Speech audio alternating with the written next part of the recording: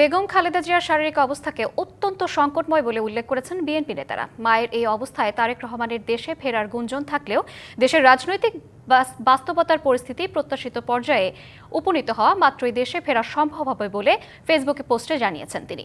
BNP নেতারা বলছেন, গত 2 দিনে বেগম খালেদা জিয়ার অবস্থার কোনো উন্নতি হয়নি। গতরাতে শারীরিক অবস্থার অবনতি হলে হাসপাতালে ছুটে যান দলের শীর্ষ নেতারা।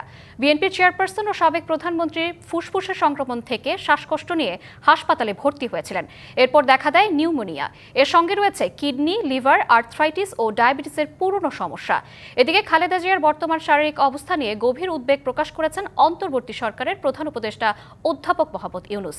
তিনি খালেদা জিয়ার জন্য দেশবাসীর কাছে দোয়া চেয়েছেন। অন্যদিকে সাবেক প্রধানমন্ত্রীর বড় ছেলে ও বিএনপির ভারপ্রাপ্ত চেয়ারম্যান তারেক রহমান সকালে ফেসবুক পোস্টে লিখেছেন, এমন সংকটকালে মায়ের স্নেহ স্পর্শ পাবার তীব্র আকাঙ্ক্ষা যে কোনো সন্তানের মতো তারও রয়েছে। তবে অন্য সকলের মতো একক সিদ্ধান্ত গ্রহণের সুযোগ অবারিত ও একক নিয়ন্ত্রণাধীন নয়। এমনকি স্পর্শকাতর বিষয়টি বিস্তারিত বর্ণনার অবকাশও সীমিত। বিএনপির চেয়ারপারসন বেগম খালেদা জিয়ার শারীরিক অবস্থার সবশেষ খবর জানাতে রাজধানীর এভারকেয়ার হাসপাতাল থেকে যুক্ত হচ্ছেন সহকর্মী আরিফুল ইসলাম।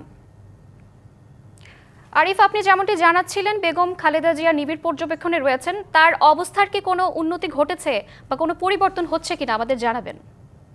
শ্রাবন্তী, সকাল থেকেই আমরা এভারকেয়ার হাসপাতালের সামনে যারা গণমাধ্যম কর্মী রয়েছে তারা কিন্তু অপেক্ষা করছি যে কোনো নতুন তথ্য দেওয়ার জন্য। সেই প্রত্যাশাটাও কিন্তু রাখছি। তার মধ্যে যদি আমি বলতে চাই যে সকাল থেকে এখন পর্যন্ত সেই ধরনের যে নেতাকর্মী বা ভেতরে প্রবেশ করছেন বা তাকে দেখে আসছেন সেটা কিন্তু চোখে পড়েনি। তবে ঠিক আমি আপনার সাথে কথা বলার ঠিক কিছুক্ষণ আগ মুহূর্তেই আমরা দেখেছি যে এনসিপির পক্ষ থেকে দুজন নেতৃবৃন্দ তারা কিন্তু ভেতরে প্রবেশ করেছে। কালার এক্সপার্ট, জর্জ স্যাপ এবং মাইল্ড অন হ্যান্ডস টেকনোলজি সমৃদ্ধ অরিক্স ক্রিস্টাল ওয়াশ আপনার লন্ড্রি এক্সপার্ট। একজন হচ্ছে নাসিরউদ্দিন পাটোয়ারি এবং কি তানজিম, যারা তারা দুজনেই কিন্তু এসেছেন এবং কি হয়তোবা সেই ভেতরে প্রবেশ করার পর দেখে আসার পরে হয়তোবা তাদের কাছ থেকে আমরা কিছু হলেও নতুন কোনো তথ্য আমরা জানাতে পারবো। তার শারীরিক অবস্থা কি আছেন এবং কি কোনো উত্তর দিচ্ছেন কিনা বা তার অবস্থাটা কি আছে। এর পাশাপাশি আমি আবারও বলছি যে মেডিকেল বোর্ডের মাধ্যমেই কিন্তু আসলে তার শারীরিক অবস্থা শেষ পর্যায়ে কি অবস্থায় রয়েছে সেই বিষয়টা কিন্তু আমরা নিশ্চিত করতে পারবো।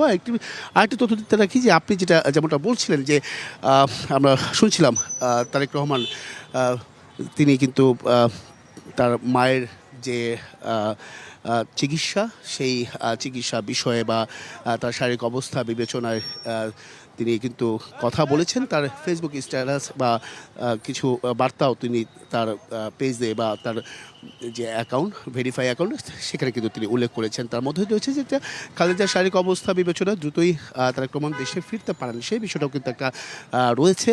তবে দলীয় সূত্রগুলো থেকে এই আভাসও পাওয়া গেছে। তবে ঠিক কখন তিনি ফিরবেন তা নিশ্চিত বলা যায় না। আর বিএনপি চেয়ারপারসন সাবেক প্রধানমন্ত্রী বর্তমানে এভারকেয়ার হাসপাতাল কিন্তু তার গুরুতর অসুস্থতার খবরে দলের নেতাকর্মীদের উদ্বিগ্ন করে তুলেছে। তবে একটি বিষয় তিনি নিজেও কিন্তু উদ্বিগ্ন। তিনি তার স্ত্রী জুবাইদা রহমান সার্বক্ষণিক মায়ের শারীরিক অবস্থা খোঁজখবর রাখছেন। জুবাইদা রহমান খালেদা জিয়ার চিকিৎসা গঠিত মেডিকেল বোর্ডের একজন সদস্য। ছোট ছেলে প্রয়াত আরাফাত রহমান কুকুর, বউ সৈয়দা শামিলা রহমান ও খালেদা জিয়ার ছোট ভাই শামীম এসকান্দারও হাসপাতালে আছেন। তো এই সার্বিক বিষয়ে বলা যায় যে আসলে অপেক্ষা করতে হবে। আবারও বলছি, পূর্বের সংবাদগুলোর মধ্যে যে অপেক্ষা করতে হবে ডাক্তাররা বা চিকিৎসকরা তার সবশেষ পরিস্থিতি কী জানাচ্ছেন সেই বিষয়টাতে। তো এই ছিল এখান থেকে সাবধান সবশেষ। আরিফ, আপনাকে ধন্যবাদ।